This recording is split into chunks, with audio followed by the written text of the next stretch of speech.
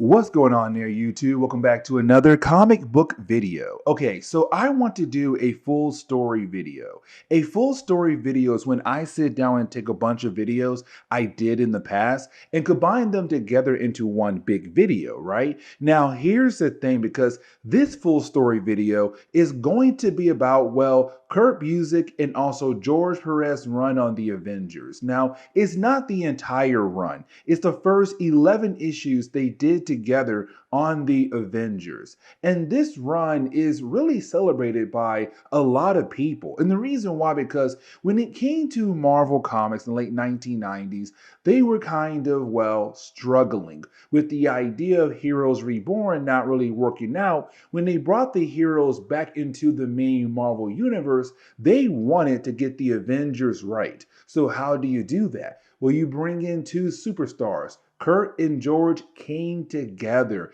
and basically said, hey, we got this, and gave us a very interesting run. And like I said, this run is still being celebrated even today. But with all that being said, guys, please leave me a like down below and subscribe. But here is today's full story video.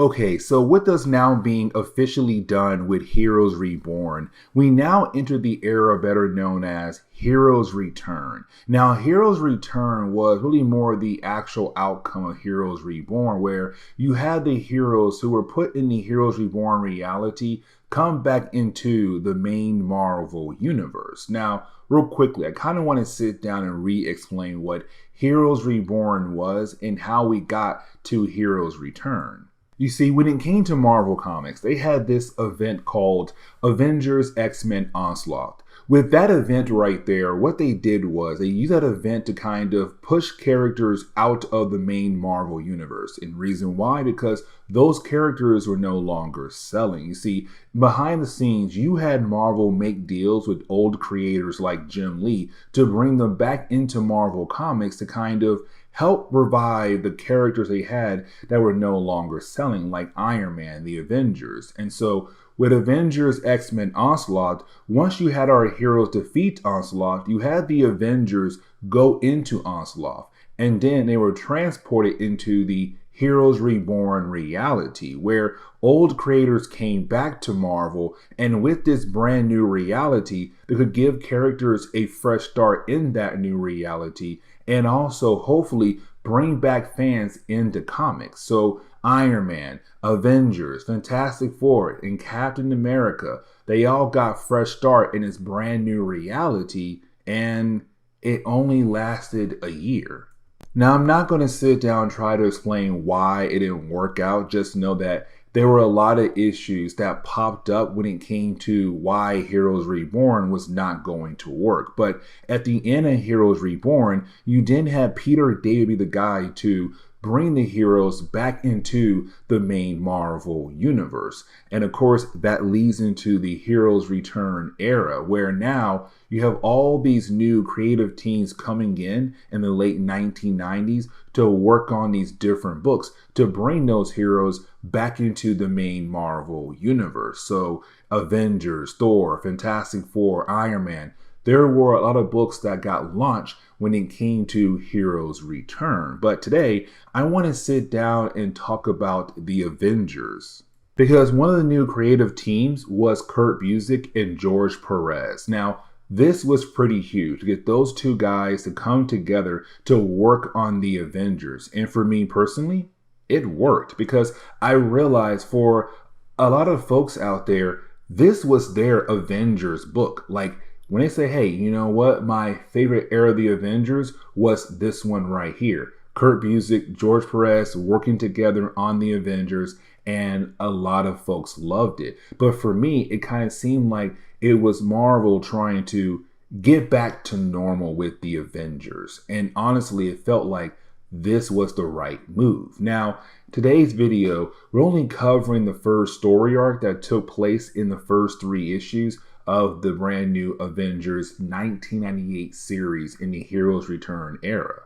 And so to kick off our coverage over this storyline, we do pick up with Avengers #1 first. Now, this is the longest chapter of the 3-part story arc, because with it being a #1 issue, of course, it got extra pages in there. But as we get into the opening pages of this issue, we do pick up with Quicksilver, who's hanging out with Scarlet Witch and Crystal. Now, for Quicksilver, he loves the idea that his family is finally back together again, because for the Scarlet Witch and also for Crystal, they went into the Heroes Reborn reality. So unfortunately for Quicksilver, he was just left behind, but at least he had his daughter with him. But then while you have the 4 characters right now trying to have, lunch or dinner together, out of nowhere, they're then attacked by some creatures. And it doesn't really stop there, because as we do switch over to Albuquerque, we do pick up with Firebird, who's just minding her business,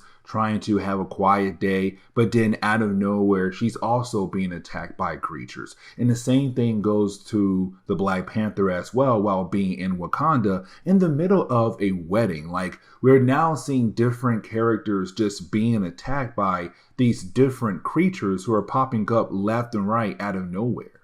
And this trend kind of continues across the entire world, where you do have different people who used to be part of the Avengers in the past are just getting attacked by these different creatures. So like She-Hulk, Hawkeye, Namor, Spider-Woman. Like, you have all these different characters who were part of the Avengers in the past being attacked by all these different creatures. But then out of nowhere, all these different creatures just disappeared. And so now for our heroes, they're kind of wondering, like, what in the world is going on here? Now, word got out very quickly to the public. And really for me, I kind of want to use this page to explain what happened when it came to the heroes disappearing in the main Marvel universe. Because when it came to the Avengers and Fantastic Four, when they disappeared into the Heroes Reborn reality, for the people in the main Marvel universe, they believed those heroes had died when it came to the final moments against Onslaught. They had no idea that technically they were in a different reality. And so when it came to heroes coming back into the main Marvel universe, well, for the public, they're kind of happy, but at the same time, they're kind of confused as well. Like, hey, where were you guys for one entire year? But either way, with our heroes now being back, and now our heroes being, attacked by all these different creatures, you now have the core members of the Avengers meeting up to figure out what exactly is going on.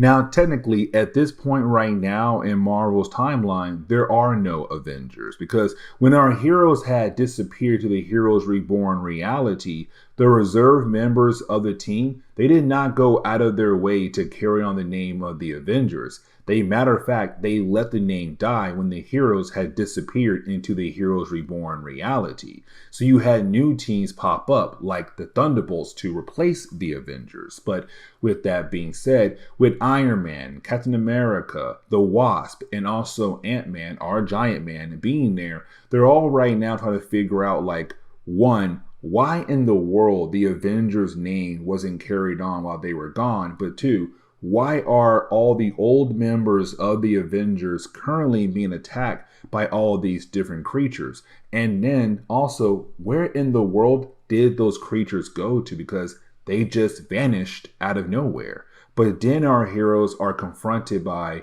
well, Thor.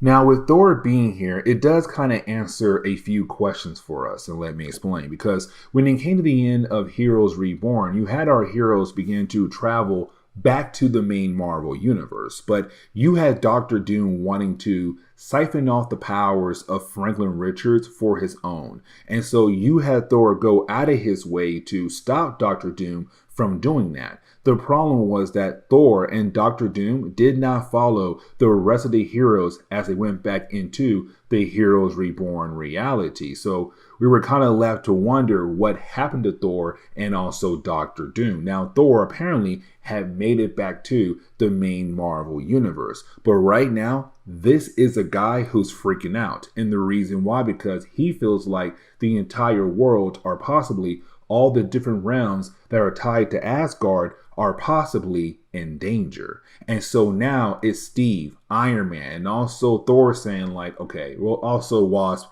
and Giant Man as well, but they're all saying, okay, we need to get the Avengers back together. If Thor's freaking out, that means things are going to pop off very soon. And so the following day, you now pick up with Hawkeye and the Scarlet Witch arriving back to Avengers Mansion for the first time, being back into this reality, because Hawkeye and also Scarlet Witch, they were also in the Heroes Reborn reality. Not all the different members of the Avengers went into Heroes Reborn.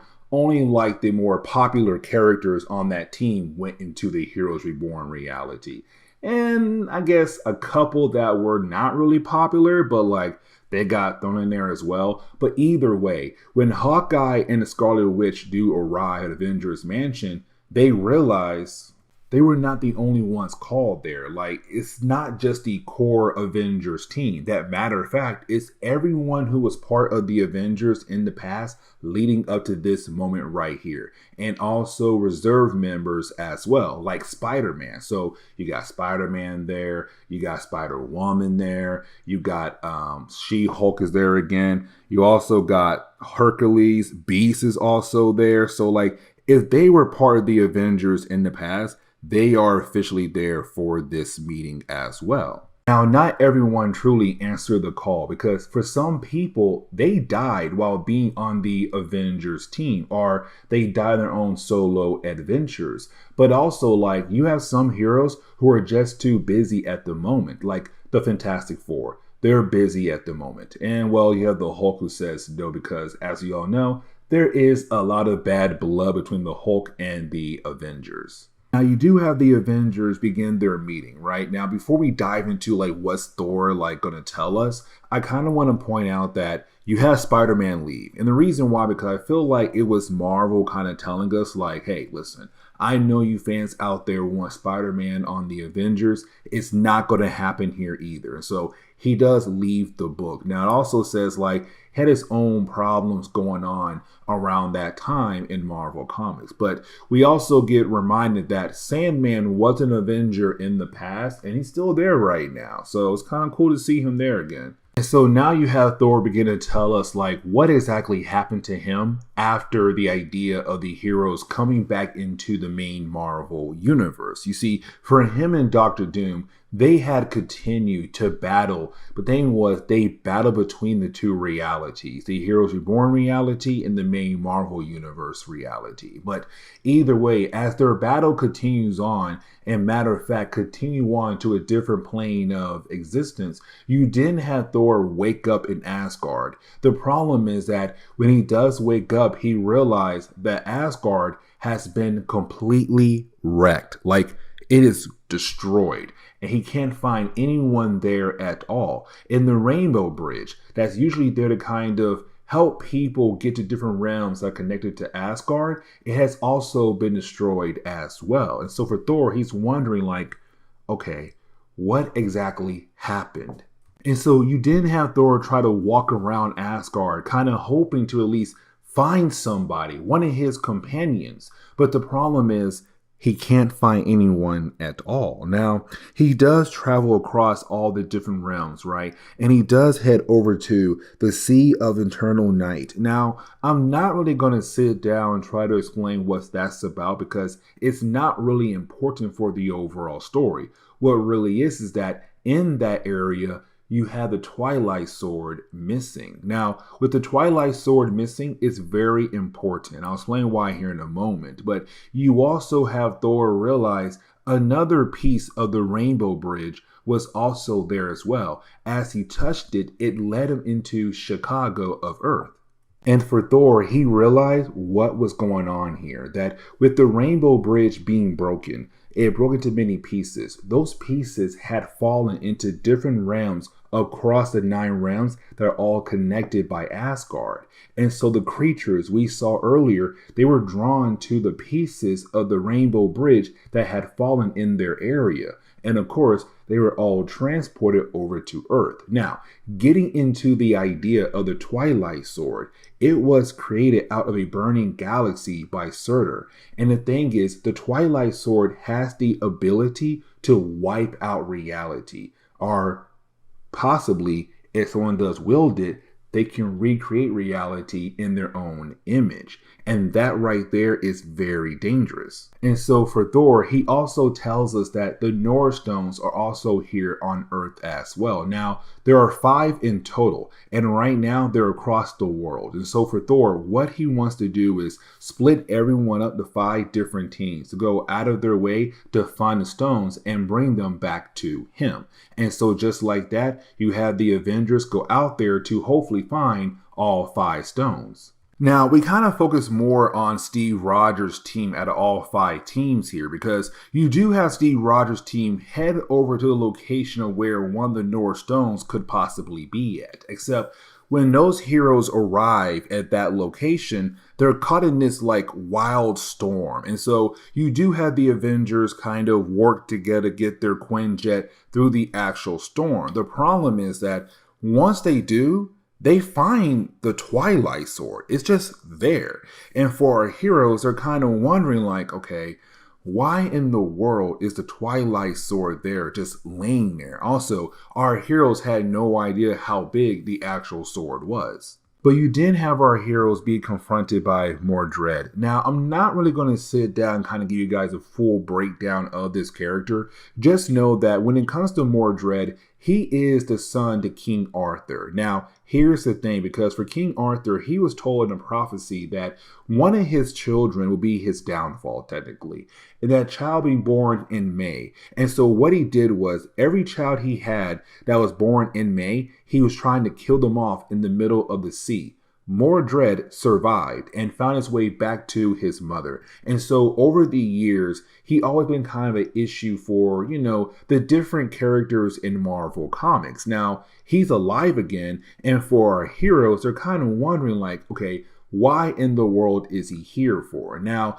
you do have Quicksilver try his best to get his sister back, because as soon as he had appeared, he was able to send out a few creatures to grab the Scarlet Witch. And so once you do have our heroes defeat Mordred, they realize that he was only a distraction. Because the real actual enemy here is Morgan Le Fay. Now, Morgan Le Fay being this 400-year-old sorceress who has been trying to rule over the world, but also like she is the aunt to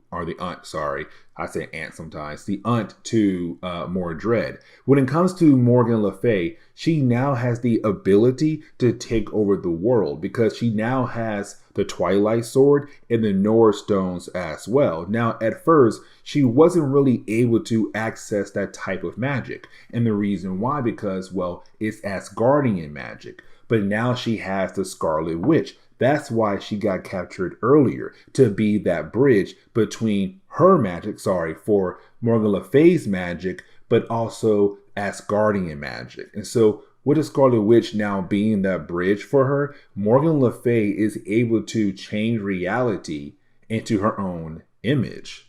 And so we kind of get our first look at what that reality would be like when it comes to Morgan Le Fay being the one in charge of that reality. So we get this medieval time where medieval times taking place across the entire planet. Now, for the Avengers are kind of like her special forces, her bodyguards, and every single member of the Avengers you saw in the last chapter, they're now part of this storyline and unfortunately being controlled by Morgan Le Fay. I kind of like Mordred in the storyline, and the reason why, because for Mordred, he's that person who's kind of realizing that Morgan Le Fay is being careless, because with the Avengers just being out there as bodyguards, he kind of feels like the Avengers should be locked away, because if they're not, then most likely they're going to find a way to ruin her plans down the road. And technically, the dude is correct. Now, when it comes to Thor, he's the first example of that, because with Thor, he's kind of wondering how the god of thunder is now a soldier for Morgan Le Fay here on Midgard, here on Earth. But it's also Thor want to know about his past as well. Now, you also have Thor see Vision. And for Vision, he is another servant for Morgan Le Fay, but he recognizes Vision. And so he begins to freak out. And you have Thor leave to go to Asgard to hopefully figure out who he truly is and how in the world did he get to this point right here. Now, for Mordred, he begins to freak out as well because that's just one Avenger. Sooner or later, the other Avengers are going to be able to break free from her spell and try to stop her. But for Morgan Le Fay, again, she's not really that concerned. Now, the Scarlet Witch, she's still locked up in the castle it belongs to Morgan Le Fay, because without the Scarlet Witch, that means Morgan Le Fay's magic is not going to work. She has to make sure the Scarlet Witch is with her at all times to be that bridge for her magic, but also for Asgardian magic as well. Now, for Steve Rogers, he already begun the process of remembering everything from his past. Like, he knows that this reality should not even exist at all. And so his first main goal is to get different people onto his side who are part of the Avengers. He finds Hawkeye and he tells Hawkeye, you need to remember. Just like that, Hawkeye now remembers his actual past. Now, for Steve Rogers, he kind of realized for his plan to properly work, he has to go after different people who had a strong sense of being an Avenger. So when it comes to Hawkeye, he had that strong sense. And so for Steve, he realized it has to be other people who are very similar to Hawkeye that he'll be able to get them back on his side.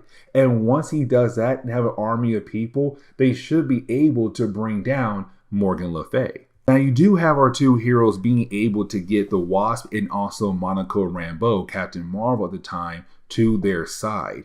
Now, they also try to get Iron Man. The problem is they can't get Iron Man. And the reason why, because for Tony Stark, he's way too in the idea of being this nobleman, this lord of this area in this brand new reality.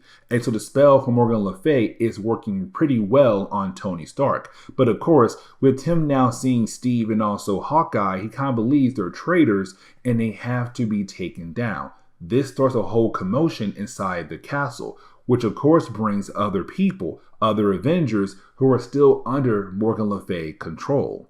Now, for Captain America, he does begin to give a speech, hoping that it will bring more people to his side. And technically, it does work. Like, for example, Justice. Now, for Justice, he's a very interesting character, and here's the reason why. Because the dude is not even an Avenger at all. And matter of fact, when it came to all those different heroes arriving at Avengers Mansion, even back then, he was not even an Avenger. He just showed up. But either way, he got involved in this mess. But he was able to break free from Morgan Le Fay's spell. Now, it does seem like Steve might get everyone on his side until you have a hothead character like Namor basically stop that right in his track. Now, you do have Morgan Le Fay be warned about what's exactly happening when it comes to the Avengers. And so you do have Morgan Le Fay wanting to get involved, kind of figure out like what exactly is going on out there, except she didn't realize there's something else going on. Like, she feels like something's about to happen. And we do shift over to the Scarlet Witch for a brief moment, and we see that she's calling out, she's calling to something, and something is trying to answer her call. That something will turn to someone coming very soon. But getting back over to the Avengers, you do have the Avengers fighting against each other. You have one side that has been able to break away from Morgan Le Fay's control, but the other side, unfortunately, they're still under her control. Now, you do have Morgan Le Fay reveal herself to the Avengers, and really, the ones who are still under her spell, they listen to her very easily. The ones who broke free, of course, they're beginning to walk away from her spell. But you do have those heroes believe that they can find a way to defeat Morgan Le Fay. Now, you do have Thor also reappear as well. And when Thor reappears, he has also broke away from her spell. Now, you do have Monica Rambeau being able to use her powers to kind of give our heroes a chance to escape. But to close on this chapter, we do switch over to the Scarlet Witch. And when we do, it's really more of her finally getting that answer to her call for help. And the thing is, that call for help is no other than Wonder Man. It's him reappearing after dying a while back in Marvel Comics to help out the Scarlet Witch. Now, when it came to Wonder Man, he had died in an earlier storyline, really more in Force Works storyline. I want to say it was the first mission they came together. And Force Works was a series used as a way to replace the West Coast Avengers after you had Marvel cancel the series. But you had the Skrulls go ahead and kill off Wonder Man. They were also trying to kill off the Vision, but of course, the Vision had survived. But as we do switch over to the third chapter, we're now picking up with Steve Rogers right now and training the few Avengers who had technically agreed to come with him, but he's the only one who really feels confident in the idea that sooner or later, Morgan Le Fay is going to mess up. And technically, he's right because as we saw earlier, she was being somewhat careless when it came to her now being in full control of the entire world, this reality. Now, for Morgan Le Fay, we see that she's very upset about the idea that the Scarlet Witch has somehow gotten away. And this is really a huge problem because for the Scarlet Witch to be gone now, that was Morgan's bridge to allow her the ability to use Asgardian magic. Without the Scarlet Witch being around, there's now a possibility of the Avengers being able to turn this reality back to normal. And so you do have her kind of freaking out and interrogating the different guards who were assigned to watch over the Scarlet Witch. But unfortunately, no one knows how she was able to escape. We know, but of course, they don't know yet. Now, you do have Morgan Le Fay kind of tell the Avengers who were able to break away from her spell that to give the Scarlet Witch back to her because she believes that the Avengers who, are free at the moment, they're the ones who had freed the Scarlet Witch. But in reality, they don't have her. And matter of fact, for the Avengers, this is them finding out the Scarlet Witch is no longer with Morgan Le Fay, which means for Steve Rogers, he was right. That right now is Morgan Le Fay continuing to make mistakes. But now the Avengers know they might have a chance to finally defeat her with the idea of the Scarlet Witch no longer being around.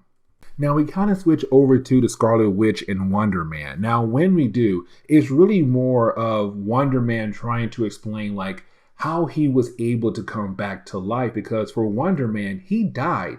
Of being made of pure ionic energy was literally broken apart completely when it came to Kree just killing him off. But it's him saying that something out there made him want to hold on, to not actually die. But also the idea of the Scarlet Witch calling out for him, calling out for help technically, was kind of enough for him to pull himself together to come back to actually help her out. Now, for Wonder Man, we kind of get the idea that with him having feelings for the Scarlet Witch and want to be with her, that it was strong enough to allow him the chance to pull himself back together to help her. Now, this kind of leads into the ending of this storyline because as we do switch over to really the Avengers who were able to break away from Morgan Le Fay's spell, they try to sneak into her castle. Unfortunately, they are caught by the Avengers who are still with her. And so you do have the Avengers begin to battle against one another. Now, for Morgan Le Fay, she is loving the fact what she's seeing at the moment. The idea of the Avengers fighting against each other. But you do have her nephew once again try to say like, look at you, you're being careless. Like sooner or later, this is going to backfire. And the thing is, he's correct, but you do have her take out her nephew. Now, once she does that, you then have the Scarlet Witch appear. And this is why I say like we're getting into the actual end of the story arc because for the Scarlet Witch, it's her right now trying to fight against Morgan Le Fay. And technically it's not her, it's Wonder Man. But you had a Scarlet Witch powering up Wonder Man to allow him the ability to bring down Morgan Le Fay. Now for Morgan Le Fay, she's just too powerful. But you then have the different members of the Avengers begin to switch sides and give their energy over to the Scarlet Witch, who of course then powers up the Wonder Man, not the Wonder Man, just Wonder Man, even more to allow him the ability to defeat Morgan Le Fay. Now, before he does, what really does set off the Scarlet Witch is when you have Morgan Le Fay attack the body of Vision, who was still somewhat kind of under her control or really just there. And so with him being attacked, and of course, for Wanda having feelings for Vision, it made her more upset, allowing her to give more energy to Wonder Man to allow him to defeat Morgan Le Fay. Now, we're kind of left to believe that both characters are supposedly dead, but you didn't have the Avengers kind of wonder like what's next for them, because they have all these different members of the Avengers here, which means it's now time to bring down the actual roster to a few members of the Avengers. And the question is now, who will be on this brand new Avengers team post Heroes Reborn? Okay, so I kind of want to go ahead and continue our coverage over Kurt Busiek and George Perez run on the Avengers. And we do pick up with the second half of the first volume of their run on the Avengers. And so with that being said, we're going to cover today issues 4, 5, and 6. Now, 5 and 6 are technically a two-part story arc where it's going to be our heroes going up against another group of characters that we have not really talked about in a good while on the channel. But at the same time, before we are able to dive into that two-part story arc, we got to cover issue number 4 first. And the reason why, because the fourth issue is really more of having Marvel clean up the idea of who's going to be on the Avengers on this run. Because in our last video, we had saw that when it came to Morgan Le Fay attacking all the different Avengers over the years all at once, you had all the different Avengers come together to fight against her, which honestly was a really cool storyline. But at the end of that storyline, you have Beast bring up a very good question like, hey, what are we going to do with 64 different members of the Avengers? And so with him saying that, the fourth issue of their run was, like I said, a way for them to try to trim down the roster to give us a set team of people who will be on the Avengers on this run. And possibly we might see some other characters join down the road. And I really do like the opening pages of the storyline. And the reason why, because it's Kurt Busiek and George Perez pointing out the fact that with 64 different members of the Avengers, they all can't go on the same mission going after one particular person. Now, technically they can. Like, I feel like with a roster of the Avengers like this, you should be able to handle most situations across the world.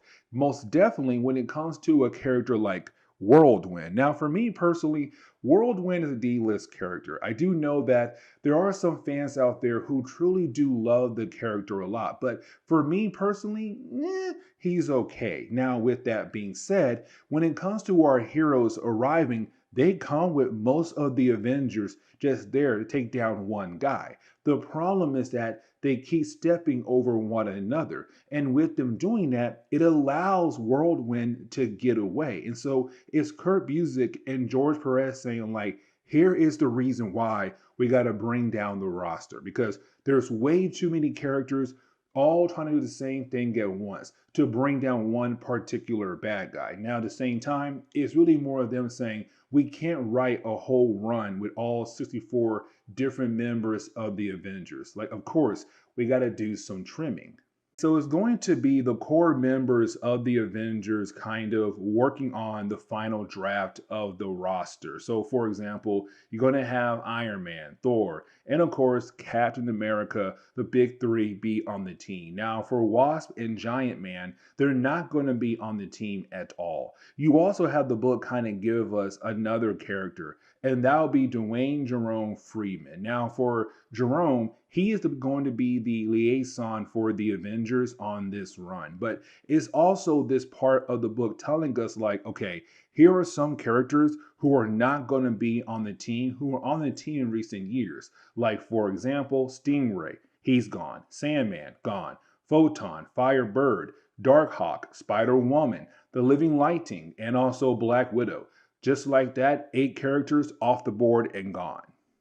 Now we do switch over to the Scarlet Witch and also the Vision. Now, when it comes to this section right here, it's really more of the book telling us that these two characters will be on the final roster of the Avengers on this run. But it's also the book reminding us that for the Vision and the Scarlet Witch, they're no longer married. They got divorced a while back. But here's the thing, because in this run, we're also seeing the return of Wonder Man over time, who was also a love interest for the Scarlet Witch as well. And so with the coming back in the picture, it's kind of like, okay, we're getting that love triangle all over again. Now, with all that being said, when it comes to the Scarlet Witch, right now she's very concerned for Vision and hoping that he'll be properly healed up. Now, for Vision, he's able to appear as a hologram, but the way he's acting right now, he's not really trying to allow the Scarlet Witch back into his life again.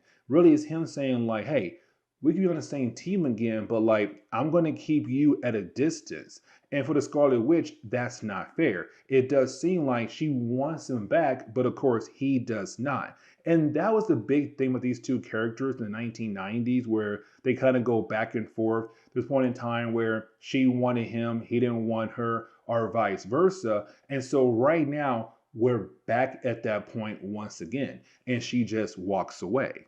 Now, we also see a few more members not going to be on the Avengers. So, like She-Hulk, she won't be there. Not Black Knight, not Crystal, not Scarlet Witch. Like, they're all off the board just like that in like 4 or 5 panels. Now, with that being said, we do see Hawkeye right now still hanging out with Hercules, Falcon, and also Moondragon. So we're kind of left to wonder, will these 4 characters possibly join the team? Now, we do have some characters who are part of the New Warriors, and they do hear the fact that Whirlwind is out there right now. So you have the New Warriors leave to go handle Whirlwind. Now, for Hawkeye, he's kind of like, I should go follow them.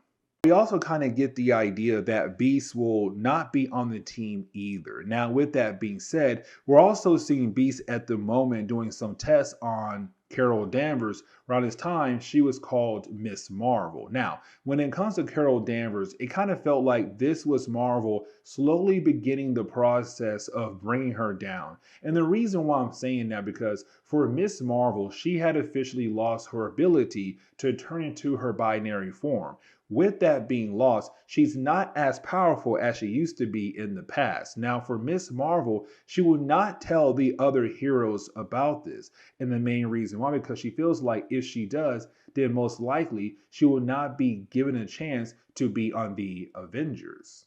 Now, we also see the fact that you have the Scarlet Witch continuing to think about Wonder Man. But while she's sitting there on the windowsill thinking about him, you didn't have, someone come by, I think it's Wasp actually, come by and say like, hey, listen, they're ready for you. So just like that, she's now on the final roster. Now, the next few pages are really more of us just seeing more and more characters leaving the team. Swordsman, Namor, Machine Man, Black Panther. They're also not going to be on the new Avengers team either. The same thing goes for Moondragon, D-Man, Tigra. Again, we're seeing more and more characters just leaving left and right, the roster being trimmed down even more. But we then shift over to Carol Danvers again. Now, for Carol Danvers, we kind of learn here there's a possibility that she may be having a drinking problem. And the reason why I'm saying that, because, well, she's right now behind the bar, but in this particular run, it's kind of been building up to this moment. And the reason why, because there has been a lot of different things happen to her over the last few decades in Marvel Comics for her character. So, of course, by this point, she's kind of had reached that point. But for Iron Man, he does walk in the room and say, hey, listen, it's now time for us to talk to you about the possibility of joining the team. Now, I kind of want to go ahead and shift back over to Justice and also Firestar. And the reason why, because you do have those two characters going out of their way to find Whirlwind. Now, for Justice, he does bring up what happened earlier, the whole idea that you had too many Avengers going after Whirlwind at once. And so the two of them just being there, they're not really able to kind of step over one another. They work great as a team. And with them being able to work great as a team, they were able to defeat Whirlwind very easily. Now, with them being able to achieve that, you didn't have Hawkeye appear. And with Hawkeye appearing there, it's kind of him wanting to say like, listen, I think it'll probably be a good idea to put you two guys on the Avengers. It's him kind of promoting the idea that he'll sponsor them. He'll talk to Steve Rogers about putting the two characters on the team for the final roster. Except when they do get back over to the mansion, you have Steve inform Hawkeye, like, hey, listen, there was only one spot left on the team, and that last spot was for you, Hawkeye. Now, for Hawkeye, he feels kind of bad because he truly believed in the possibility of getting these two guys on the team. And so for Hawkeye, he does try to discuss things with Steve Rogers. Now, for Firestar, she wants to leave because of her mindset, she was just told no. And honestly, she kind of was. But for Steve Rogers, he said, you know what? I thought about it. How about this? You two can be on the team, but as reserve members. If we need you guys, you got to answer the call. But also, we are going to train you guys as well. And so, just like that, for Justice and Firestar, they have now officially joined the Avengers. And so that is when the last page we do see the final roster of the team. Hawkeye, Thor, Scarlet Witch, Captain Marvel, sorry, Miss Marvel, Captain America, Iron Man, Firestar, Justice, and Vision. This right here will be our Avengers team as we go through our coverage in the next few videos when it comes to this particular run. Now, as we dive into issue number 5, we're really picking up with the idea of that two-part storyline where it's going to be the Avengers fighting against the Squadron Supreme. Now, as we dive into the opening pages, we do pick up with Thor at first arriving at Avengers Mansion. Now, this right here just reminds me that we have to sit down and actually talk about Thor around this time in Marvel Comics. And the reason why, because when it came to Thor coming back into the main Marvel universe after leaving behind the Heroes Reborn universe, he found out that Asgard was completely wrecked. Like, it's been destroyed. But on top of that, all the Asgardians there have gone missing as well. And so for Thor, it's him right now trying to figure out what happened to his people. And so now we shift over to Carol Danvers and also Steve Rogers. Now, when we do, this begins the process of the whole idea of the different members of the Avengers realizing that there's something going on with Carol. And the reason why I'm saying that, because you have Steve ask Carol to go binary to handle the robots that she's currently fighting against, except she doesn't. Now, for Steve, he wants to know why in the world she did not go binary when he had told her to in the middle of their training session. But it's Carol right now not really ready to tell them like what's going on with her. And so she does avoid his question by saying, hey, you know what? Let's go ahead and eat some cookies and relax after having that long training session. But of course, for Steve, he wants some answers. He wants to know what in the world could possibly be going on with Carol. He's kind of wondering, can she no longer turn binary? But now we have to shift back over to, well, Iron Man, also Vision. Now, for Iron Man, he's currently working on the body of Vision, but you do have Vision appear as a hologram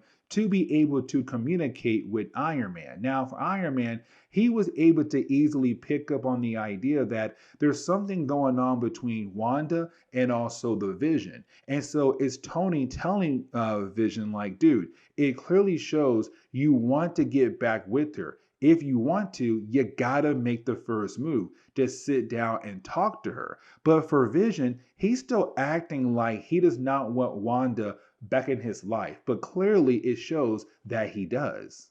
And speaking of Wanda, we do see her right now with Hawkeye as the two of them went out shopping. Now, for Wanda, the reason why she went out shopping is to clear her mind on the idea of Vision, but to also clear her mind on, well, Wonder Man. Because in the last story arc, it was her magic that technically brought him back to life. And then we saw him kind of, once again, give up his life, sacrifice himself as a way to bring down Morgan Le Fay. And so for Wanda, it's her kind of wondering in the possibility of Wonder Man still being alive. But while you do have the two characters talking to one another, you didn't have them both be called back to Avengers Mansion.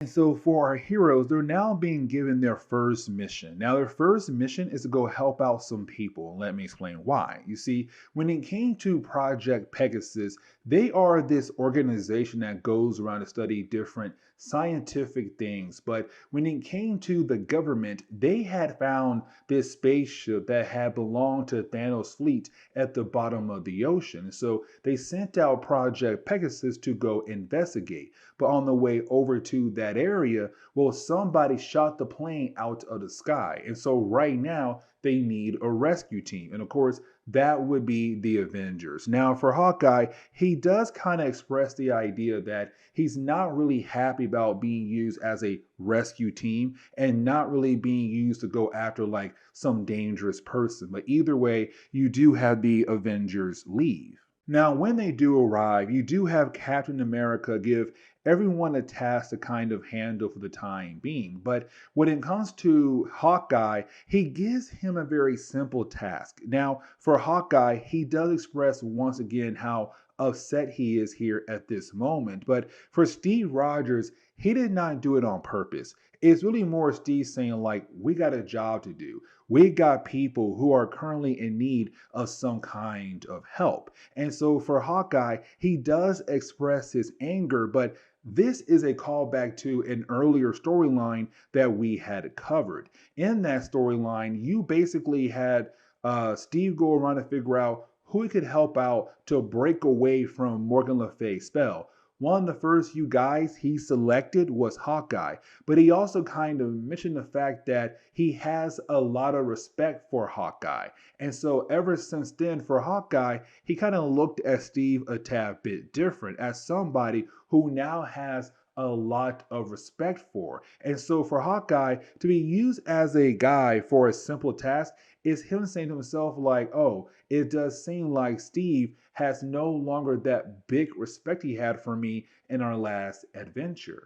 But while you have our heroes trying their best to help out the innocent people in the plane crash, you didn't have our heroes be confronted by the Squadron Supreme. Now, the Squadron Supreme is actually a group of characters we have talked a lot about in the earlier videos on my channel. The Squadron Supreme are really Marvel's version of the Justice League. Now, over the years in Marvel Comics, you had different versions of this team. And so for this version right here, they come from Earth 712 or Earth S.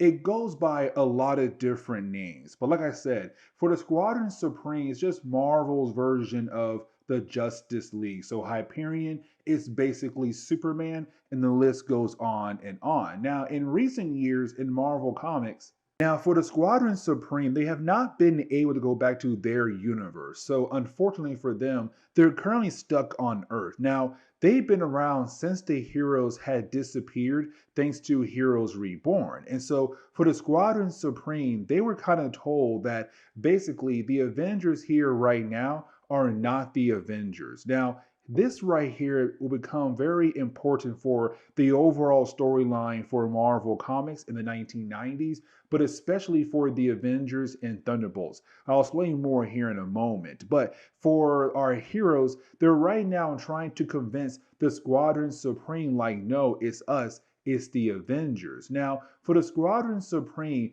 they never truly did like the Avengers, but the Avengers did gain their respect. But either way, for the Squadron Supreme, they believe that the Avengers here are imposters. So, of course, it does lead into an all-out battle. Now, there is something I do want to point out, and that would be the Scarlet Witch and her magic. And the reason why, because in the middle of her battle against the Squadron Supreme, you do have her being able to once again bring Wonder Man back to life.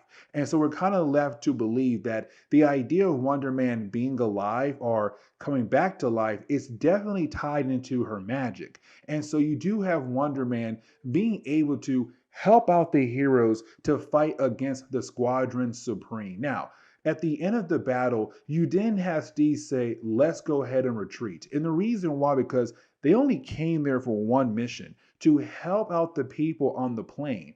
but also they're kind of like, listen, we right now need to retreat to figure out why in the world the Squadron Supreme believes that we are imposters. Now, there is something else I do want to point out, and technically, when it comes to Hawkeye, he does bring up a good point here. For the Squadron Supreme, almost every single time they do appear in a storyline fighting against the Avengers, usually they have been tricked or they have been mind controlled. And so for our heroes, they're kind of wondering, like, okay, is this one of those things where you guys have been tricked or mind controlled into believing that we are imposters? Either way, you do have the Avengers go back to Avengers Mansion. And when they do arrive at Avengers Mansion, it's really more now us seeing the Avengers having a conversation with Dwayne. Now, with Dwayne being there, is him saying, like, hey, listen, as y'all liaison for the government, I've been told, like, right now they want some proof to prove that you guys are not imposters. Because around this time in Marvel Comics, you had the Thunderbolts here. And the Thunderbolts were like the replacement for the Avengers while they were away in Heroes Reborn. The problem is that by this point in time in Marvel Comics, the Thunderbolts got in trouble, but also you had the Skrulls being able to work their way into different parts of the world. And so, unfortunately, right now for the government and also the public, they want some answers. They want actual proof that the Avengers are the Avengers. The last page of this chapter, we are given an image of somebody behind the scenes who was trying to control the Squadron Supreme as a way to attack the Avengers to allow his guys enough time to steal the weapons off that spacecraft that had belonged to Thanos' fleet. And so we're now kind of left to wonder, who could this mysterious guy be?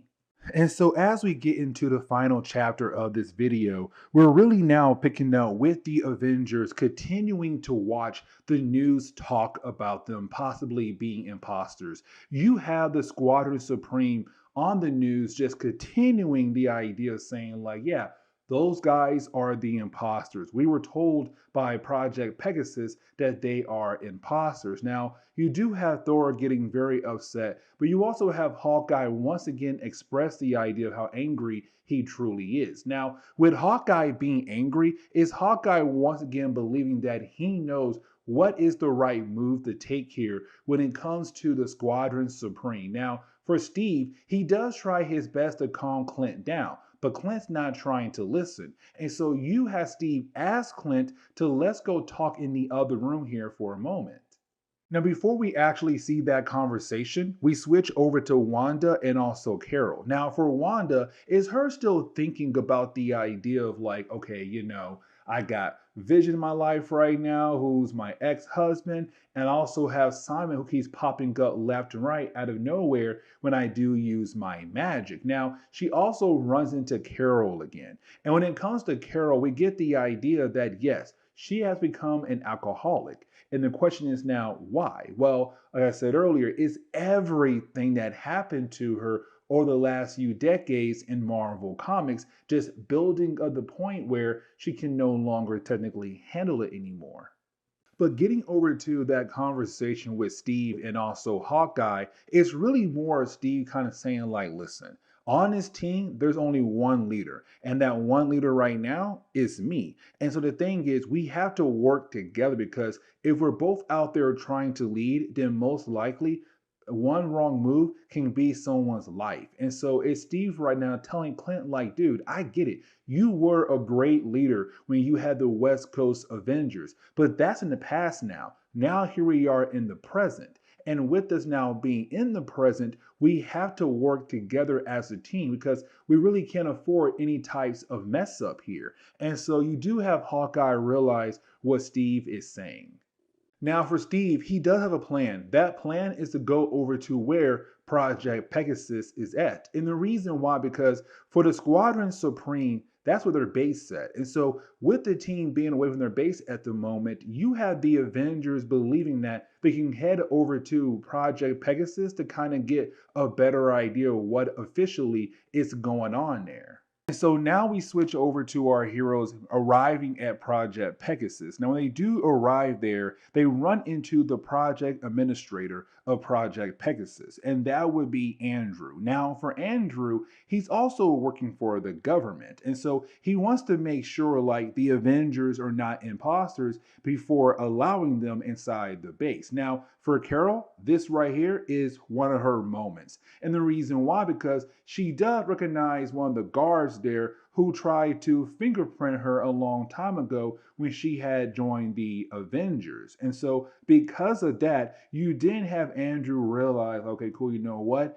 The Avengers are not imposters. They now have clearance to walk around the entire base. Now, while they're doing that, you also have Andrew kind of show different people out there who have the ability to play, with someone else's minds or to mind control people. Now, for our heroes, while they're walking around, that is when they realize they got some trouble.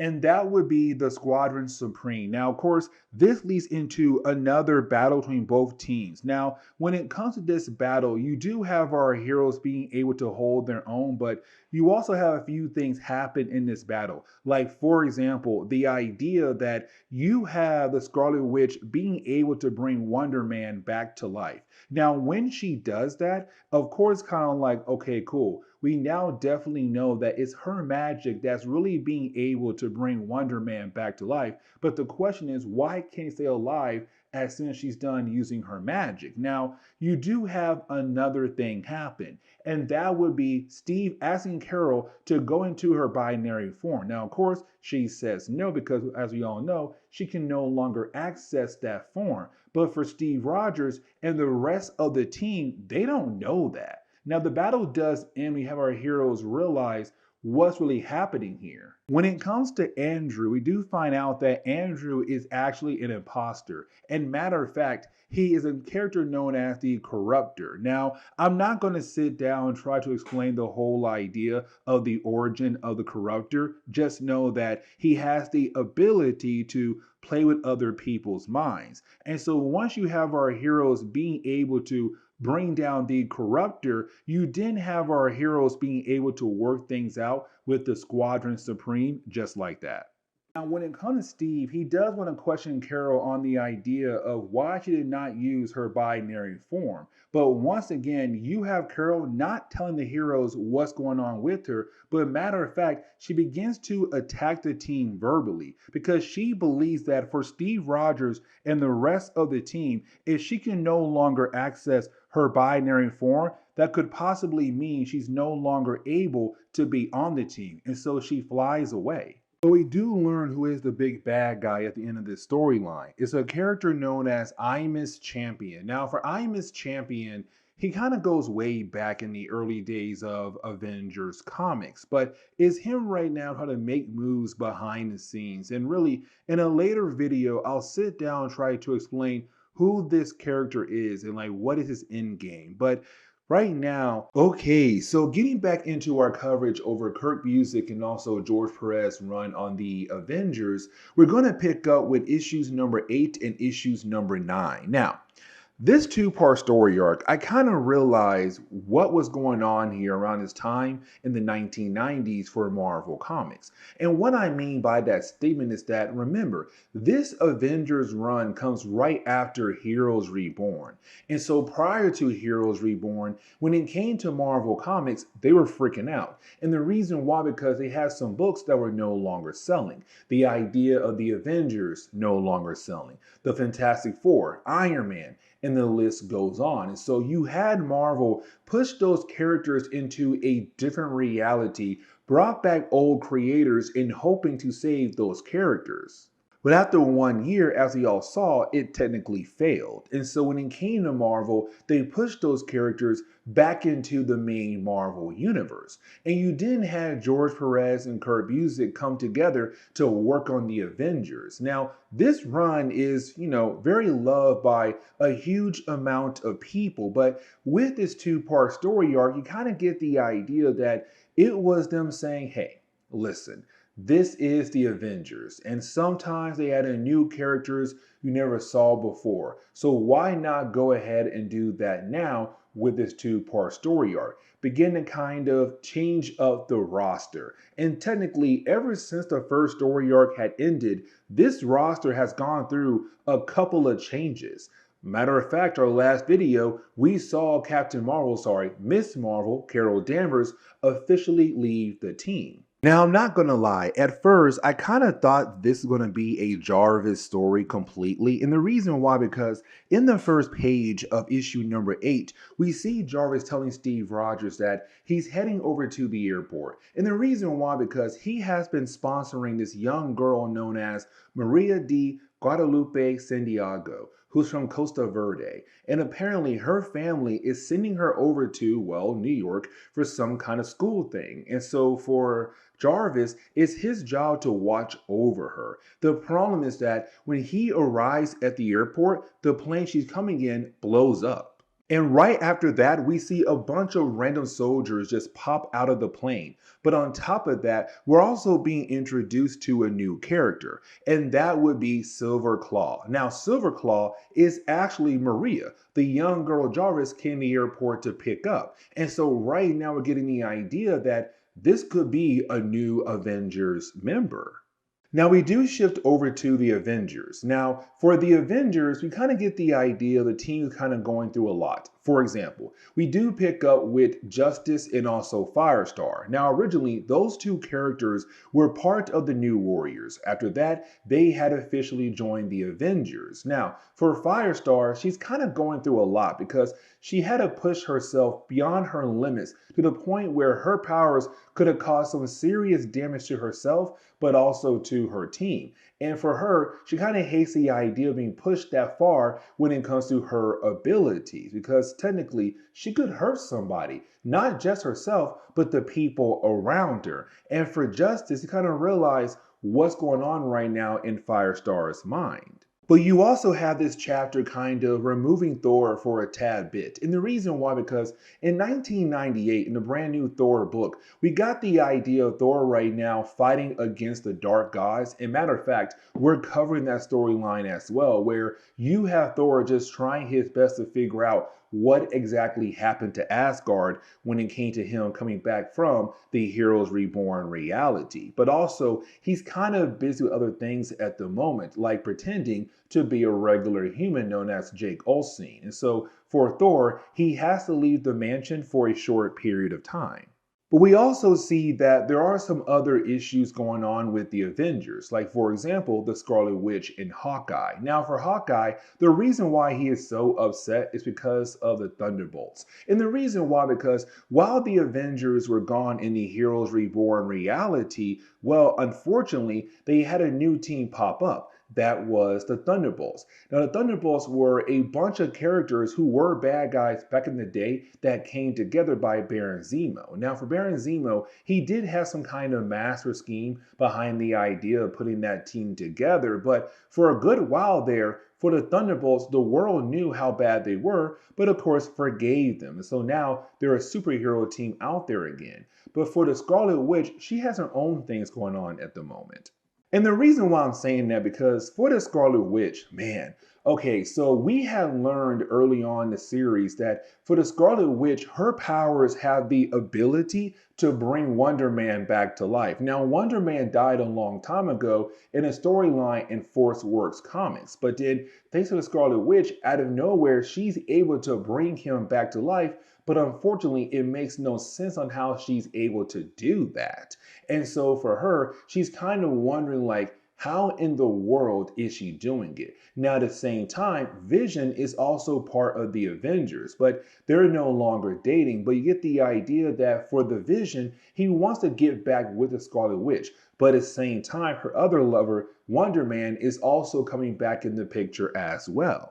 But all of that does get put on the back burner when you have the Avengers get the call. And of course, that call is coming from Jarvis. The idea of what's currently happening right now over at the airport. So you do have most of the Avengers minus Iron Man and Thor answer the call and head straight over there to help out Jarvis. And really, it does not take the Avengers that long to get over there. Now, it's not the entire team because you only had the Scarlet Witch, Justice, Hawkeye, Steve Rogers and also Firestar arriving to the scene to hopefully bring down these soldiers, but to also bring down Silverclaw as well. Now, as the battle continues on, out of nowhere, you then have our heroes get trapped behind some kind of like energy cage. And so, with our heroes now being trapped, they're no longer able to officially stop the bad guys from getting what they want to achieve.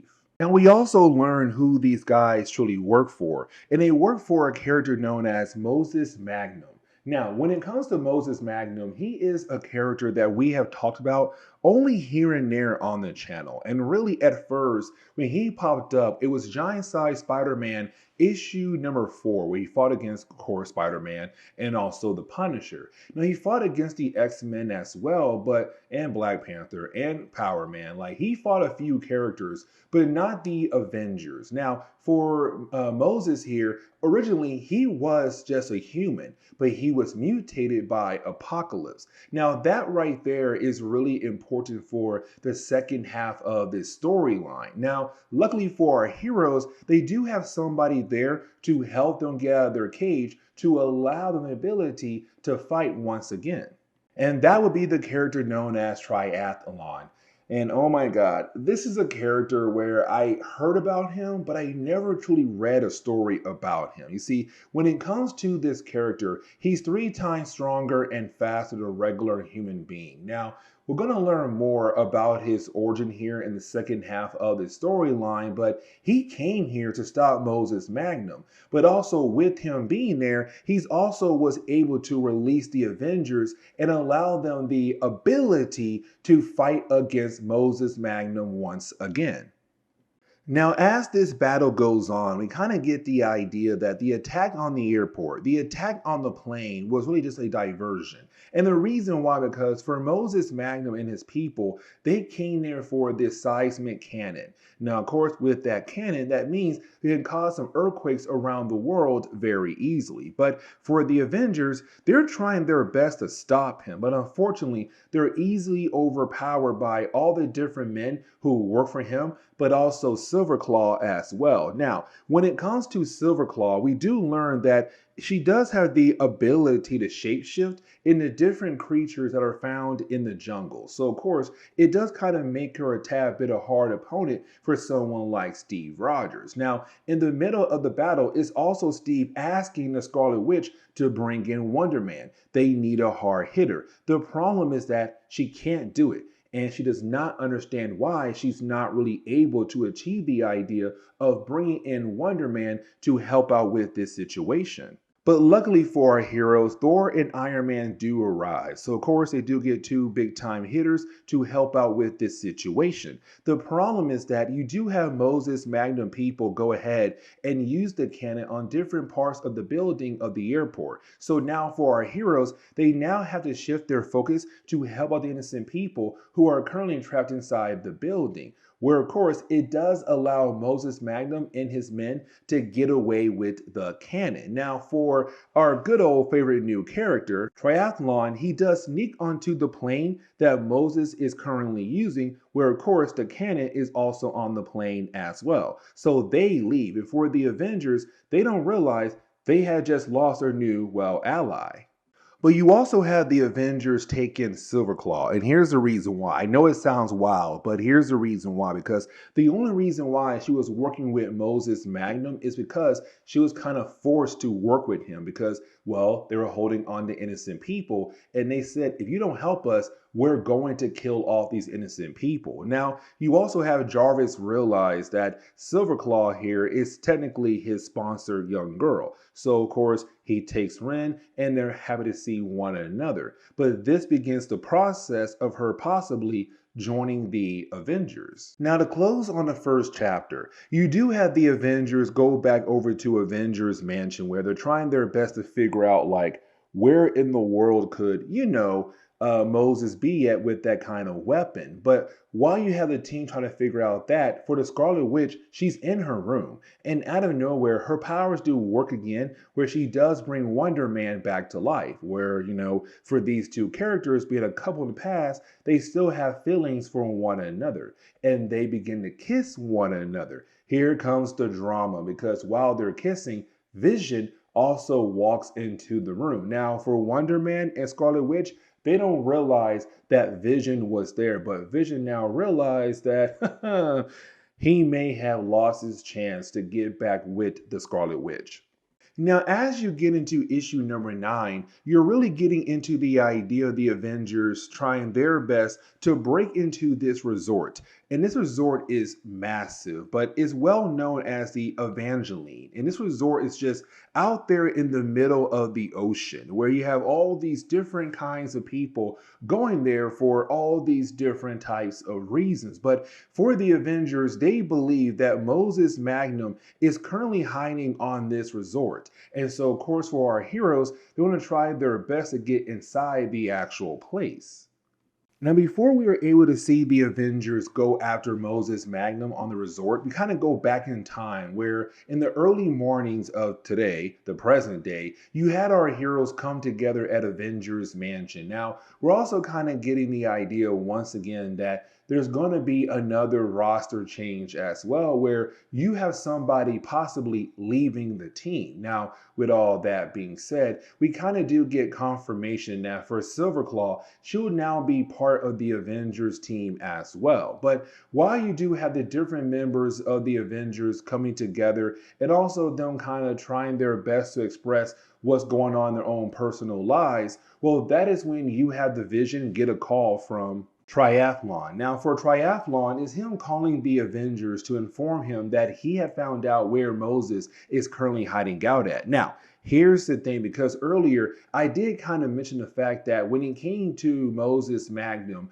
that he was mutated by Apocalypse, where technically he gave Moses the ability to cause seismic waves. The problem is that for Apocalypse, he kind of got tired of Moses just failing over and over and over again, to the point where he allowed Moses to keep the powers, but took away the ability to control the powers. And so for Moses right now, the reason why he had basically took that cannon is a way for him to begin the process of having Apocalypse forgive him and regain control over his abilities. Because every single time for Moses, if he touches some kind of land, he is then able to cause earthquakes in that area.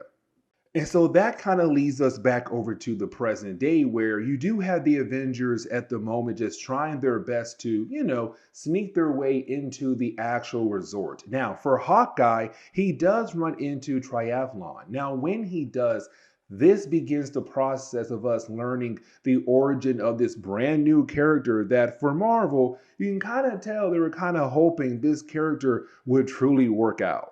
You see, for Triathlon, he was a great Olympic. The dude won gold medals left and right. The problem was that he took steroids. And so with him taking steroids, of course, they were kind of like, hey, we got to take back everything that you had earned as an athlete who was playing in the Olympics. Now, with all that being said, for him, he was not really able to get a dream job like he wanted as an athlete. And so he found this community, this organization known as the Triune. Now, the Triune become very important in later chapters in our coverage over the Avengers. Just know that they are a group of people who go out of their way to help humans reach their full potential. And so apparently that is how he's now 3 times stronger and faster than a regular human. Now, unfortunately, we're not really able to get more information about this organization, but you then have the Avengers begin to fight against Moses Magnum. Now, this battle is really important for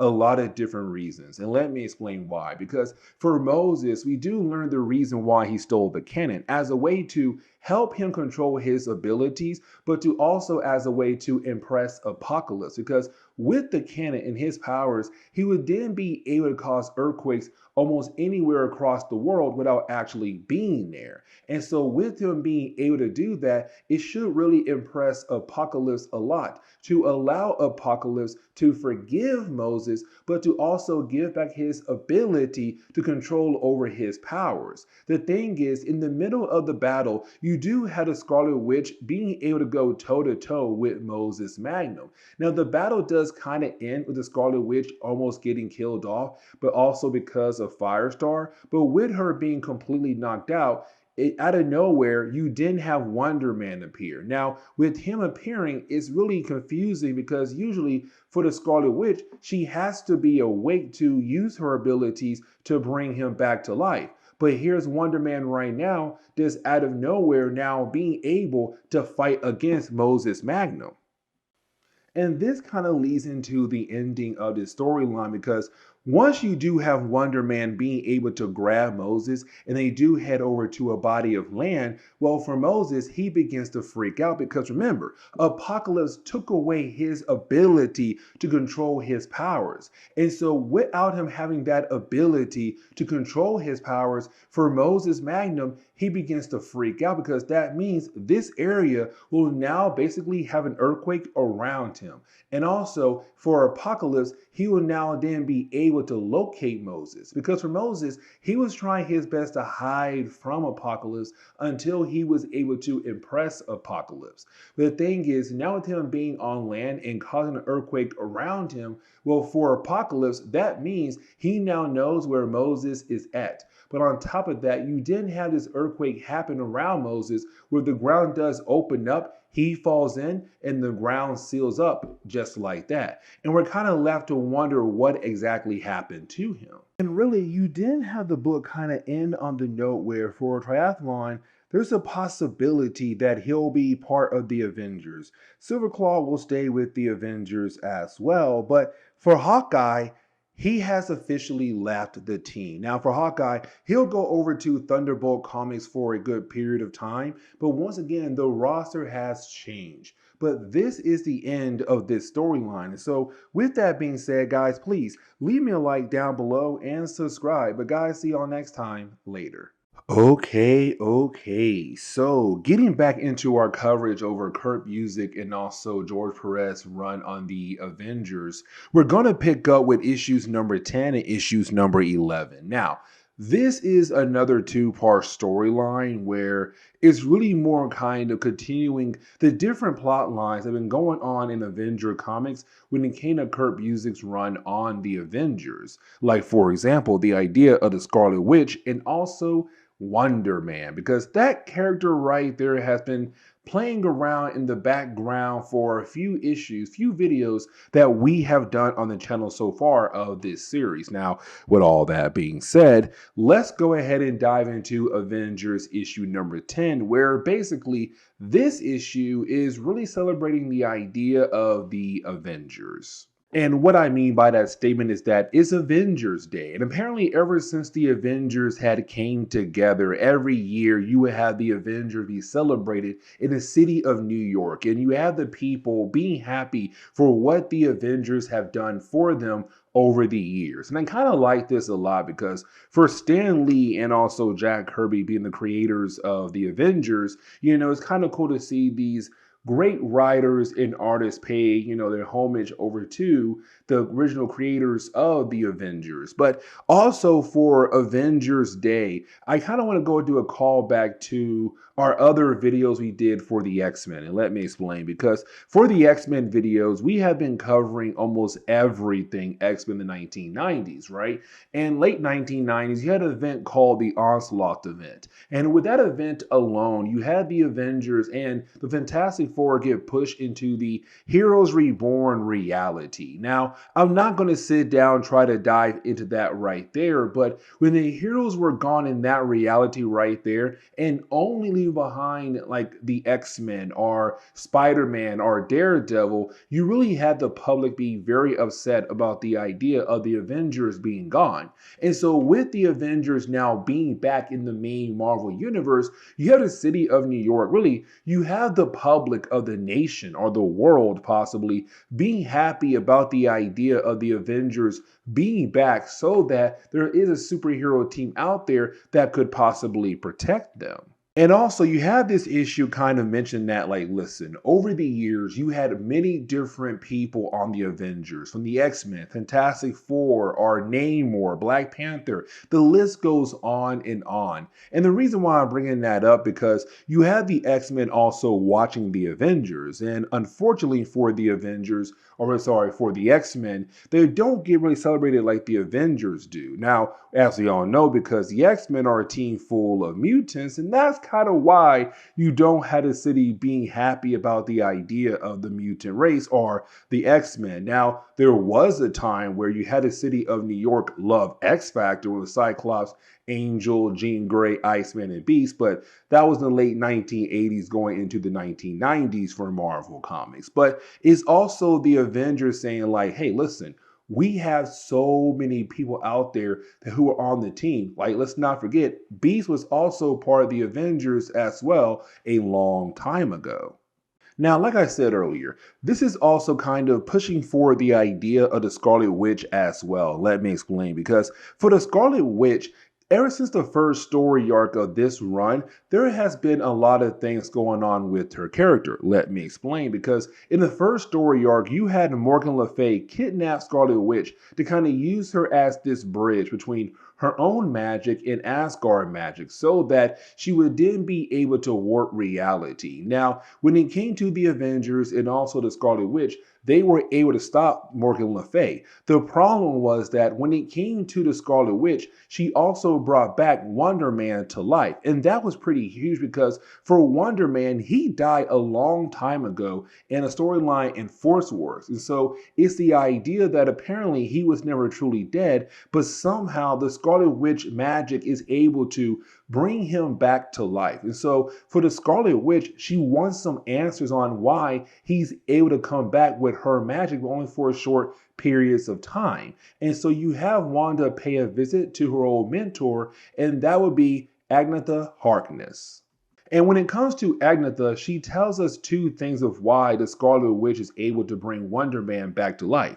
The first thing is the idea that she is connected to a character known as Chthon. Now, for Chthon, he was this powerful elder god that got locked away. Now, here's the thing, because when the Scarlet Witch was born on Wundagore Mountain, there was this light. And that light was basically him beginning the process of turning the Scarlet Witch into his vessel, so that one day he could technically use her to escape his prison. Now, with all that being said, when it comes to her magic, it's his magic that she's currently using at the moment. Now, of course, over time, Marvel Comics, a few things have changed, but by this point in this issue, that is what's going on right now with the Scarlet Witch. Now, with all that being said, it's also us finding out that when it came to Morgan Le Fay, when she had used the magic or played with the magic of the Scarlet Witch, it evolved her magic. And so thanks to Morgan Le Fay, for the Scarlet Witch, her magic right now has evolved to a new height,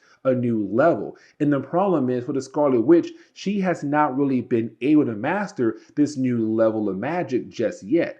But it does explain why she's now able to bring Wonder Man back to life. But here comes the big question though. Why doesn't Wonder Man stay around? Because the problem is he will appear and then disappear just like that. The question is now, how can we make it permanent? But this kind of leads into the ending of the first chapter of this storyline, because while you do have the Scarlet Witch kind of learning what's going on with her powers, back over to the Avengers, you have the Avengers at the moment right now just still celebrating Avengers Day, but they have gotten to that point where they're also celebrating the idea of the fallen heroes. And that right there is a major problem because out of nowhere, you didn't have our heroes be confronted by the Grim Reaper. Now, currently for the Grim Reaper, he's locked away in a different dimension, but with him now in that other dimension, he's still able to bring back the fallen heroes of the Avengers and use them against, well, our heroes. So like, for example, Captain Marvel, Dr. Druid, Hellcat, Mockingbird, Swordsman, Thunderstrike. These are characters who had died over time being on the Avengers, and they now have been brought back to life. But there is one more, and that would be Wonder Man. Now, for Wonder Man, he's kind of the key reason why you have the Grim Reaper, his brother, being able to pull off this plan, but from another dimension at the moment. But either way, you do have these zombie versions of the Avengers begin to fight against our heroes who are currently alive at the moment. And for our heroes who are alive at the moment, they're losing the battle very easily. And matter of fact, they do get defeated. But right when they do lose their battle, you didn't have Agnetha Harkness tell the Scarlet Witch how she's able to bring Wonder Man back to life permanently. She has to love him back. The reason why he was able to hold on and not be officially dead completely because his love for the Scarlet Witch made him held on to make sure he never did fully die off. But the way to bring him back completely is for her to love him back. And so, as we enter the final chapter of the storyline, we do pick up with Wanda arriving back to the city. Now, for Wanda, she had missed the entire idea of Avengers Day, so she has no idea what exactly happened to the Avengers, but also what happened to like the actual celebration. And so, when she does arrive to the mansion, well, she's then confronted by not all of them, but some of the dead Avengers who are currently on the side of the Grim Reaper. But she also sees Wonder Man standing right there in the middle of the room as well. Now, when it comes to Kurt Busiek and also George Perez, it kind of give us a quick rundown on the idea of both the Grim Reaper and Wonder Man being brothers. Now, when it came to them in the early days of Marvel Comics, for the Grim Reaper and also Wonder Man, they were basically abused by their father, right? Now, when it came to Wonder Man, he did try his best to be there for his brother. The problem was for the Grim Reaper, he began to kind of work for other criminals like the Magia, so for Simon, he was still around for Eric, but not completely. Now, as most folks know, when it came to Wonder Man, originally he was a bad guy for the Avengers, but then over time, he went to the good side and then joined the Avengers. And so for Eric, that kind of bothered him as well, the Grim Reaper, because the reason why he saw his brother be a criminal for a short period of time, but while being a criminal, he gained powers and then became a superhero. While for the Grim Reaper, he still looked as a villain. Now, with this force field being around the park where the rest of the Avengers are currently at, you do have the other heroes of the Marvel Universe trying their best to get inside the actual force field. So, the Fantastic Four, you got Spider-Man. There's also a point where you have Stunt Master as well trying to break into the actual force field. But of course, for our heroes, they're not really able to breach the force field. But while you have them doing that, now, I kind of want to shift over to the Scarlet Witch because with her being a prisoner away from the rest of the Avengers, but being watched over by the dead Avengers, you had a Scarlet Witch realize something here. That the way the dead Avengers are talking, the way they are moving, the way they're kind of explaining things to the Scarlet Witch, they're not acting like themselves.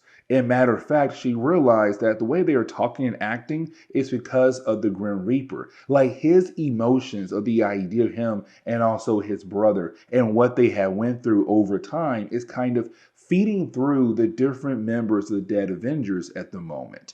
And so for the Scarlet Witch, she's kind of like, you guys are not acting like yourselves at all. And so you have her begin to use her magic. Now, this is kind of the book showing us like, yes, this is the Scarlet Witch beginning to evolve, becoming more and more powerful. And technically, we could say that all this happening right here, plus a few other things as well prior to this point here, will lead into the whole idea of House of M. But either way, for the Scarlet Witch, she's then able to use her magic to fix the minds of the different members of the dead Avengers.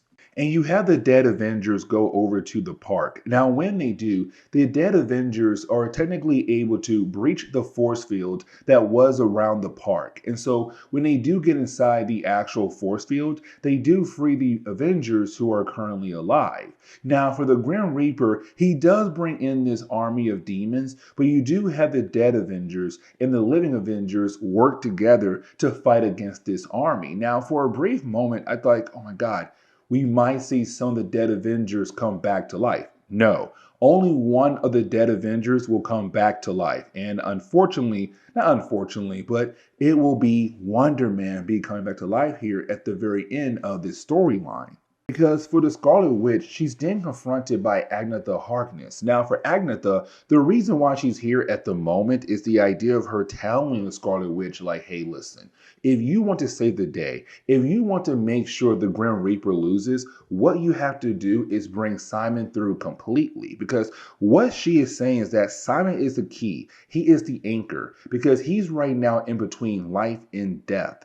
And the thing is, your magic has the ability to bring him back into the world of the living. But when you do that, you're going to break that bond, that anchor, where of course the other dead members of the Avengers will go back into the world of the dead. But also you'll then be able to stop the Grim Reaper from killing off the Avengers. And so once you had a Scarlet Witch begin to tap into her new level of magic, you then had all the different dead members of the Avengers just disappear. Now, each dead member of the Avengers, they wanted the Avengers to hear one last message to pass on to their loved ones. Like, for example, Mockingbird. She had a message for Hawkeye, her husband, but she disappeared before she's able to give that message to the Avengers.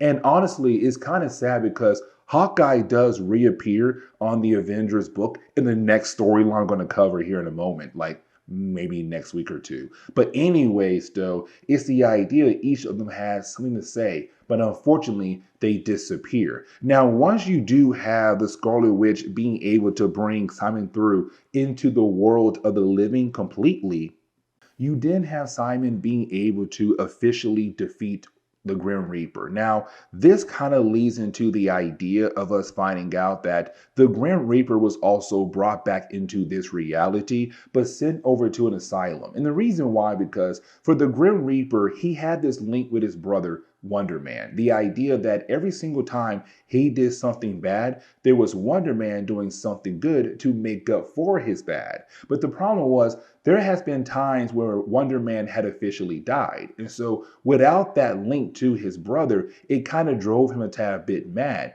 And for the Grim Reaper, he began to look at things differently when it came to their past, but also their present day selves. But either way, with him now being brought back into this reality, it's the Avengers saying like, hey, don't worry, he'll get some help now at the asylum. Now, this also all leads into the idea of Vision right now being jealous because he wanted to get back with the Scarlet Witch. But the problem is, the Scarlet Witch now has Wonder Man. And we're kind of left to believe that that is her true love because, as y'all know, when it comes to the Vision, his whole entire mind is kind of built off the idea of Wonder Man. So technically, if she did love Vision, it was still her loving Wonder Man. That's me personally. But either way, this is the end of this storyline. With that being said, guys, please leave me a like down below and subscribe. But guys, see y'all next time. Later.